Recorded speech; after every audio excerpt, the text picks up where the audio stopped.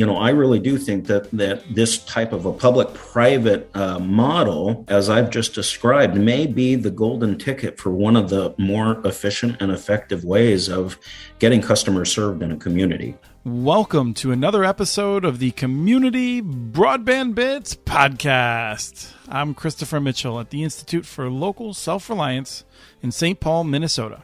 Today, I'm speaking with Willie Painter, who is in Lewis County, Washington, where he is the Public Affairs Manager for the Public Utility District.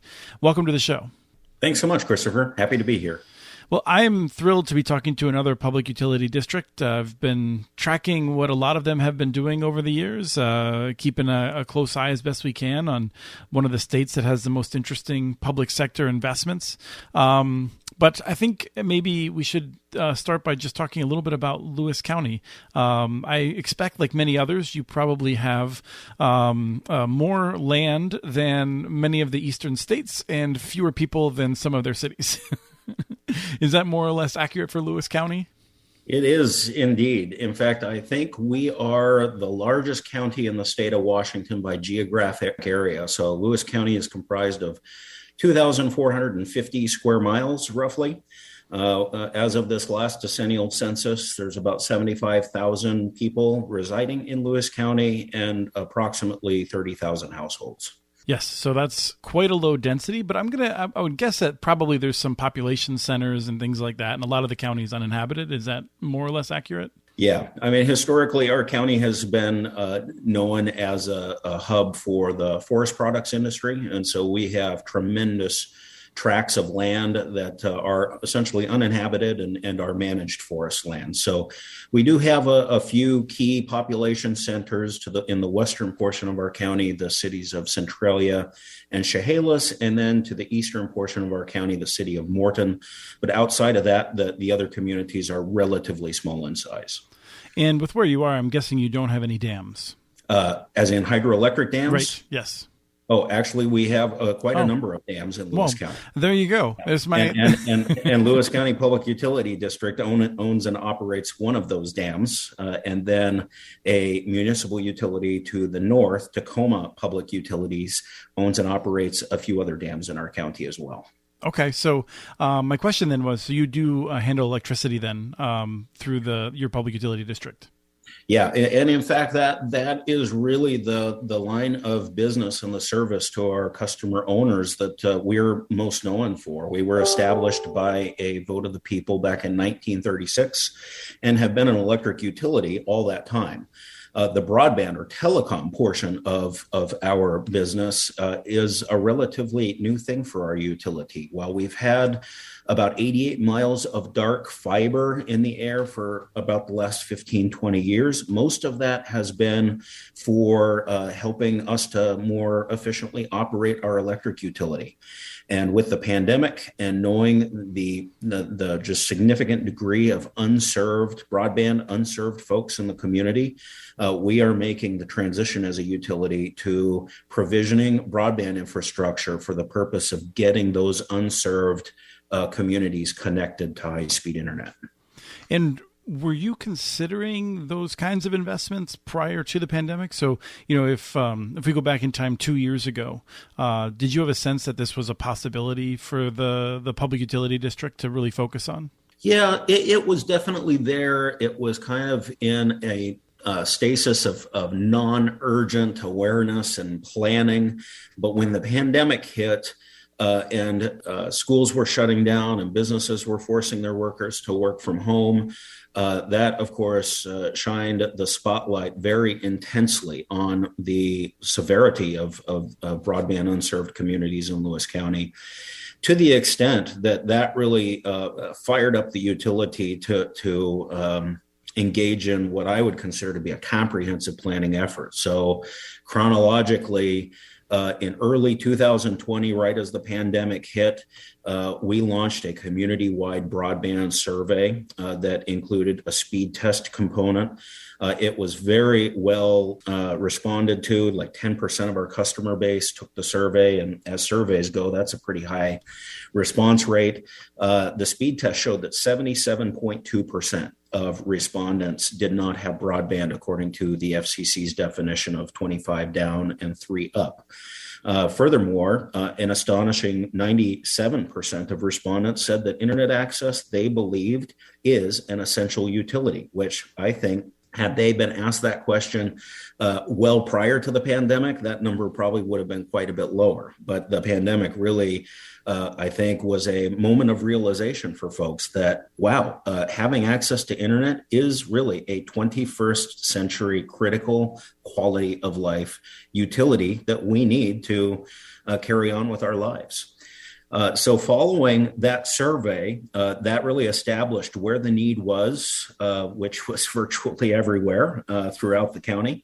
And we started down the path in partnership with the Northwest Open Access Network to design a network build out truly for our entire public utility district service territory.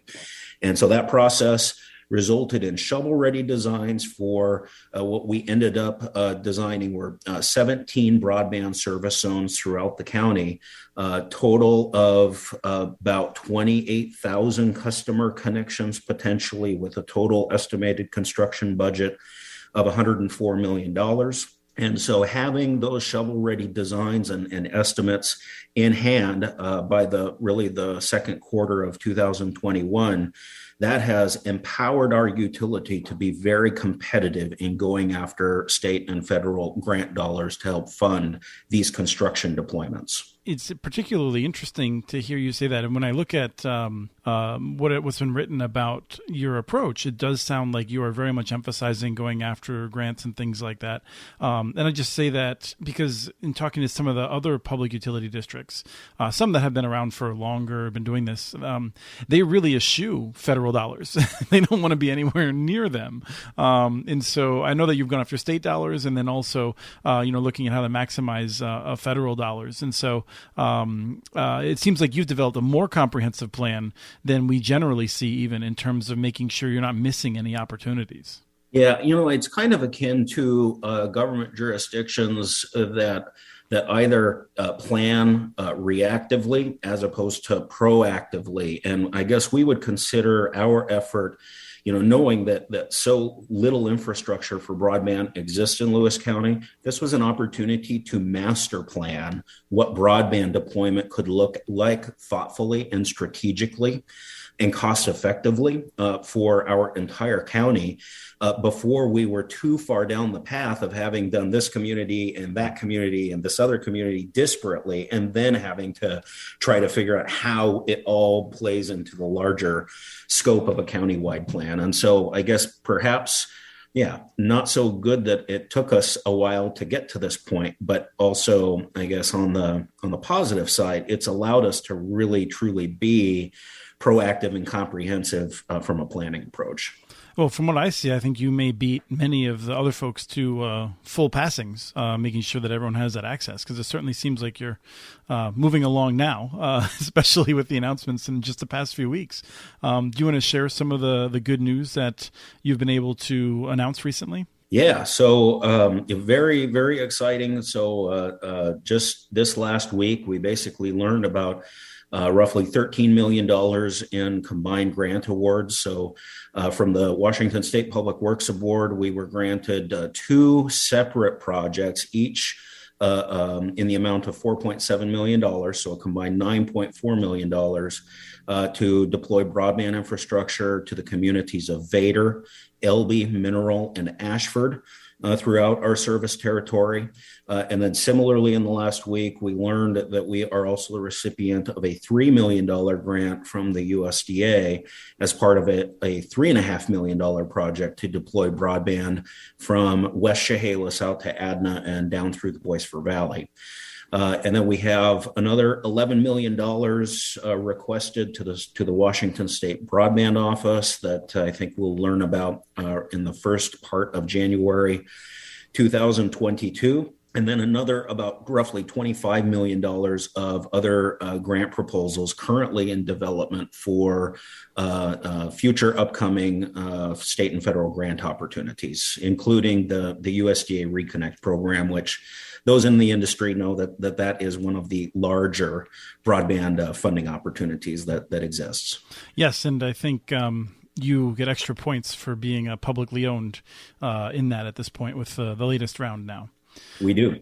Yep, 15 points to be exact. Which is not insignificant, as they say. Well, when you get into this competitive environment where communities, and particularly rural communities all throughout the country, are vying for limited dollars, and even with the infusion of these infrastructure bills from Congress and what have you, it's still limited dollars when you think about the whole scope of need.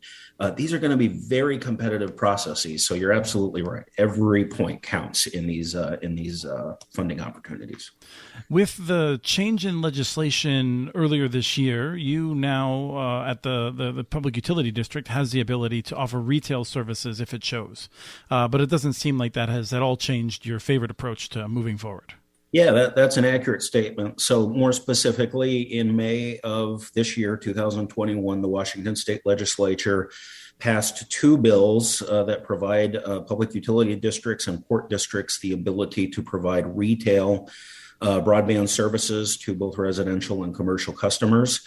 Lewis County PUD really advocated very strongly for that provision. But, I think at the same time, we wanted to advocate for it to retain that optionality.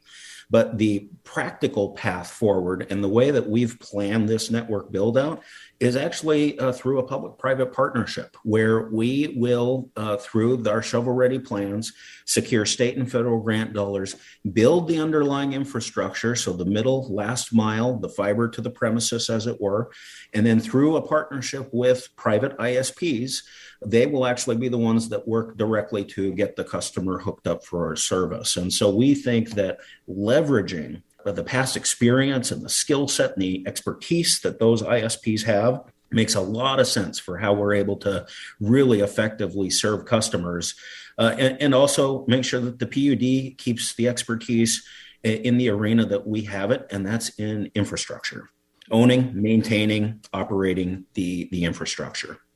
Now, I'm curious whether you've had to walk a tightrope. I know that there's sometimes a little bit of a tense discussion with existing ISPs with whom you need to operate on your network, and you really want to see them really thrive as local companies. At the same time, sometimes they would prefer that they get grant dollars themselves. So has that been a challenge, or have you been able to pretty much stay friendly with everyone? I wouldn't necessarily call it a challenge, but I think that is just a reality in the industry right now. And that's not just for us locally, but I think that's getting experienced throughout the state, region, and perhaps even across the country. As public agencies have perhaps greater ability than they've had before to participate actively in these types of broadband infrastructure deployments, I think the private industry has perhaps at times felt threatened about this, not knowing, what the future exactly looks like, right? The greatest of all fears is the fear of the unknown, they often say. And so I think that has a number of industry players on edge about exactly how this needs to manifest and how it's going to look like throughout this transition process. But here in Lewis County, I'm really happy to report that we established a Lewis County Broadband Action Team. We have private internet service providers as members of our Broadband Action Team, as well as government entities like the PUD and county government. And so it's been a very, I think, productive conversation about what public-private partnership can look like so that we can make sure that we're, supporting private industry and keep those jobs in the private sector, but also make sure that the infrastructure that gets built out largely with taxpayer dollars stays, I think, controlled in a public arena. And so by these taxpayers going to the public utility district, which is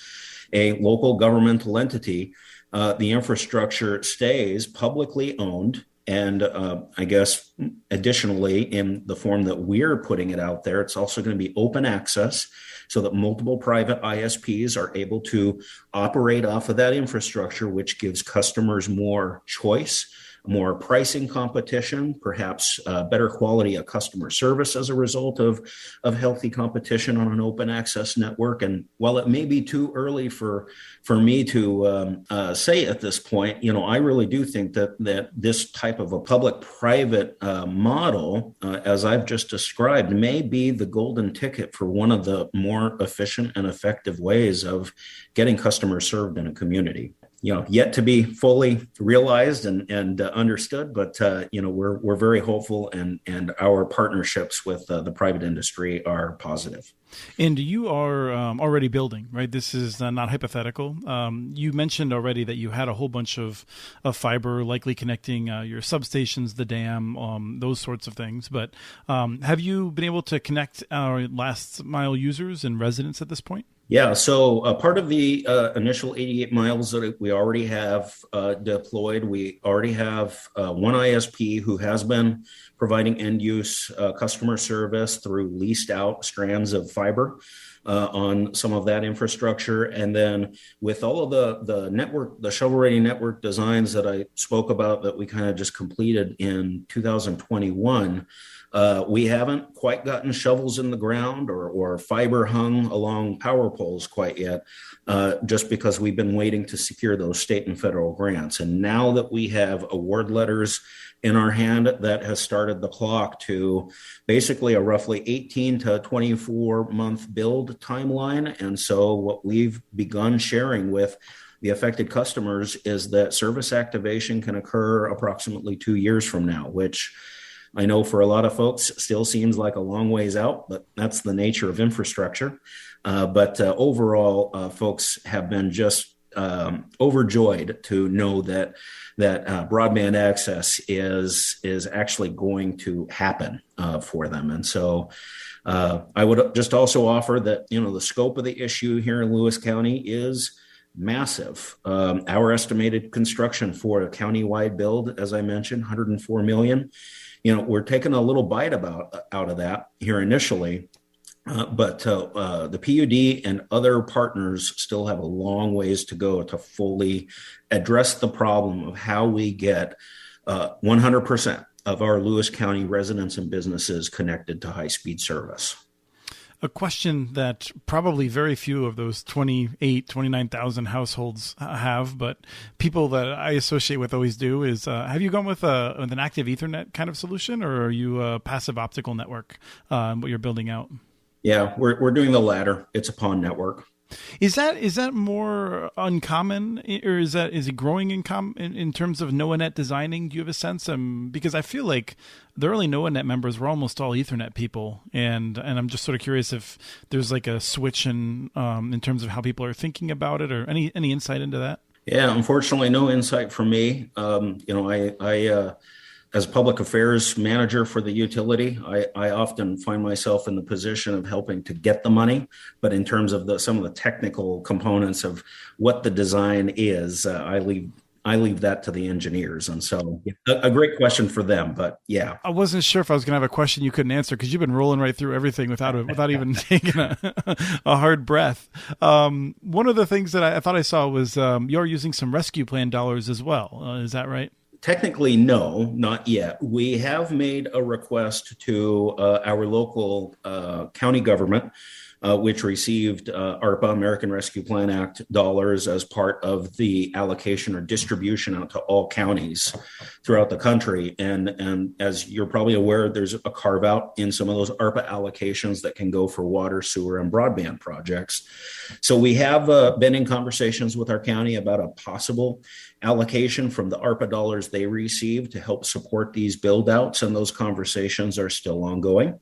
So as of yet, nothing concretely from ARPA, but there's still the possibility. I think ARPA in a context of broadband, while significant, pales in comparison to the Infrastructure Investment and Jobs Act that was just passed by Congress, signed by President Biden, as well as the what we would hope to be the forthcoming Build Back Better bill. I mean, both of those have a much more significant infusion of dollars for broadband projects. And so I think that's where we're going to really begin to move the needle. Less so with ARPA, not wanting to discount ARPA. It's fine, but some bigger fish out there for us to get some money for these broadband deployments. And I think a helpful civics note is that the county owns the public utility district effectively, if I'm not mistaken, but they're separate boards. Are they entirely separate? So they don't have any. They are completely separate, in no way connected or associated. Yeah, so they both operate independently. The public utility district was created as its own local government entity by a vote of the people in 1936. We have a locally elected board of commissioners consisting of 3 elected commissioners, and then the county separately has their own elected board of commissioners, also comprised of three elected officials. Oh, that's good to know. I had just naively assumed that many municipal public power systems in other places have a board that actually answers to the city council board, but in this case, that's not the arrangement. Yeah, so not wanting to get too much in the weeds there, and I don't know about the other states, but here in Washington state, there are actually 3 categories of utilities. You have the investor-owned, which have their own private shareholders. You have municipal-owned, which I think is the model that you're referring to. And then the final is consumer-owned, and that's what we are. Okay. One of the things that you mentioned is Build Back Better. And as I read it, Build Back Better doesn't have a lot directly for telecom specifically, but it is very interested in electricity. And I'm curious, are you planning, as you're building out this massive information infrastructure, how is that going to change the way electricity works for the public utility district? Is there a lot of, smart meters and things like that are being planned and other things? Yeah, all of those. So both advanced metering infrastructure, which, as you're probably aware, requires telecommunications connection either through terrestrial-based wireline or wireless, as well as SCADA systems, which allow us to both monitor and control our various pieces of electric infrastructure, everything from the dam to the substations and the electric infrastructure in between. So both of those, while yes, Build Back Better is going to provide some great funding for some grid resiliency, grid hardening, and cybersecurity and things of that nature in an electric utility context. Telecommunications infrastructure is very much intertwined with those types of infrastructure builds.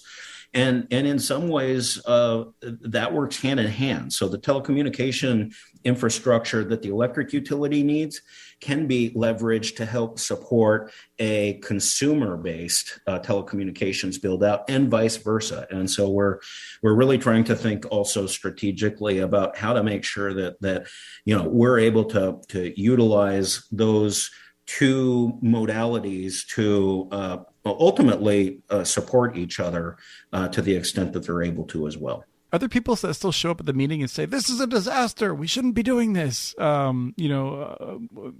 feel like there's always a few people who just oppose anything. So I'm curious if you get some of that, or if the community is just 100% on board. Like any community, you're going to have a range of opinions and perspectives, right? I don't know that we have too many folks that necessarily show up physically to meetings, although in this time of the pandemic, physical meetings still are a bit of a thing of the past, as most of our meetings are conducted virtually. But as we've been pushing this information out about our broadband work and these recent awards, we do still have a lot of folks out there, maybe not a lot. We have some folks. They can be loud and seem like there are many.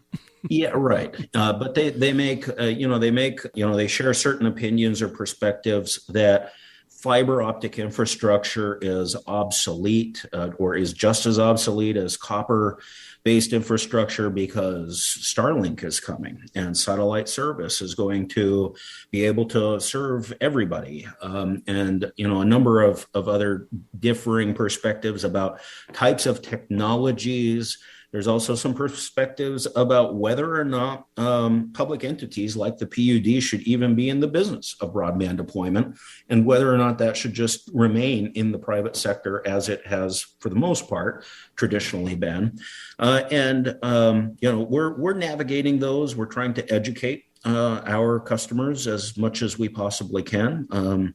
But I think at the end of the day, what you'll find and what we learned from the survey that we put out back in the first part of 2020 is the vast majority of folks in the community, they want and need broadband access. And I don't think they really care necessarily where it comes from.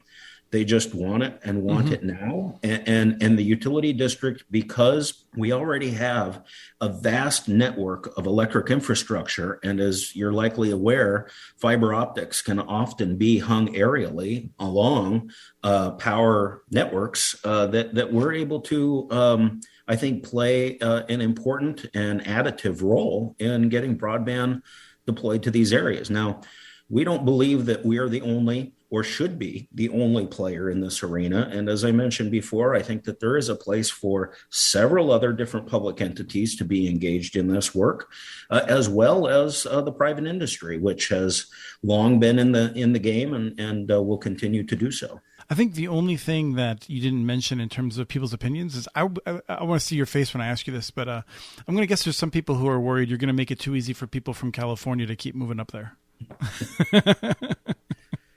Well, yeah, broadband aside, I think any number of topic or issue areas can get into those types of conversations.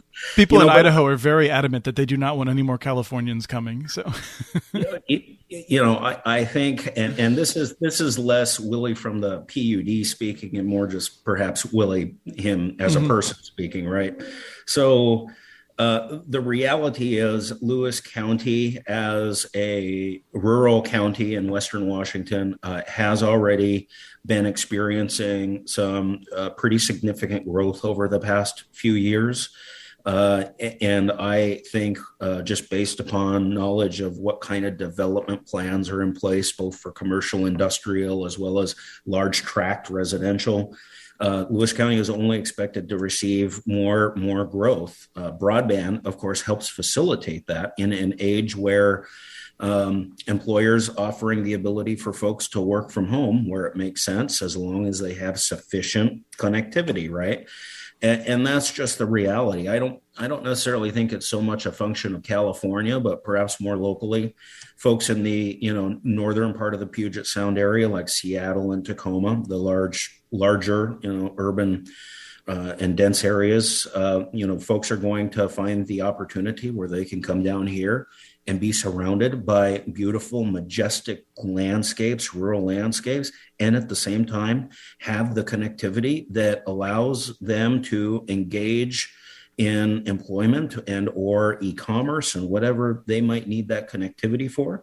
And similarly from the south, Portland, Oregon is also kind of a metropolis area where I think we're going to find some movement as well. And quite frankly, already are experiencing some of the movement. Well, yes. I mean, you're going to have better access than one finds generally in those cities and suburbs. In some cases, they do have Fios from the old service that Verizon had laid out, but now is operated by Frontier, or now, sorry, I'm so old at this point, like I just forget all the different transitions.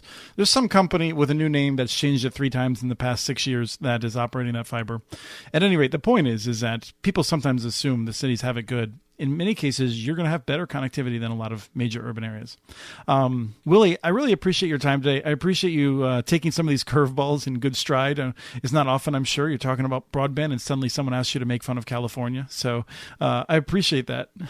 I appreciate the opportunity to share, the Lewis County PUD and Lewis County story about broadband.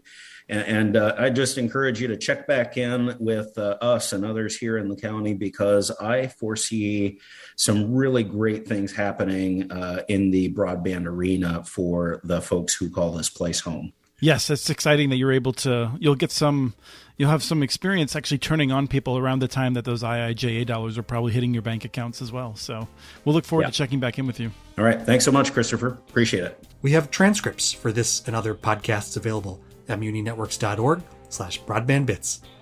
Email us at podcast@muninetworks.org with your ideas for the show. Follow Chris on Twitter. His handle is @CommunityNets. Follow muninetworks.org stories on Twitter. The handle's @muninetworks.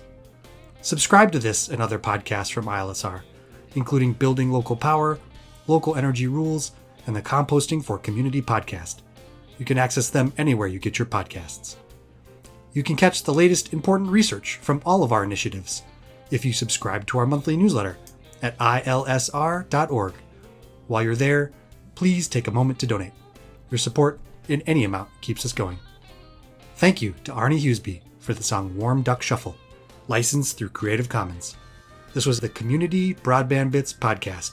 Thanks for listening.